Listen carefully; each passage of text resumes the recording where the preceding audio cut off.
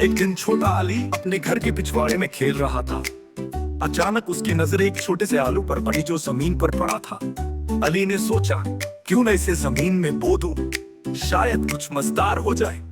अगली सुबह अली ने देखा कि जहां उसने आलू बोया था वहां एक छोटा सा पौधा उगा है। जैसे ही वो पास गया, पौधे से एक छोटा बोलने वाला आलू निकला। बोला, नाम आलू कचालू है। अली हैरान रह गया। तुम बोल सकते हो? आलू कचालू हंसते हुए बोला, हाँ, और मैं तुम्हें एक जादुई बगीचे में ले जा सकता हूँ जहाँ सब्जियां गाती और नाचती हैं।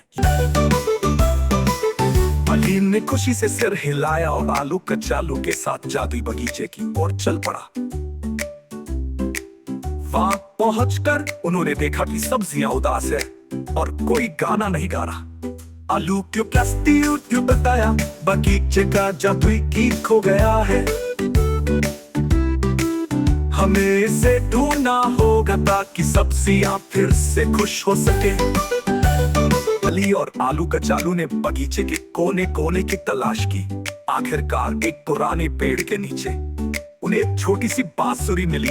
जैसे ही आलू कचालू ने बांसुरी बजाई, सब्जियां खुशी से झूमने लगी और गाने लगी। बगीचा फिर से जीवंत हो गया और सब्जियां अली और आलू कचालू का धन्यवाद करने लगी।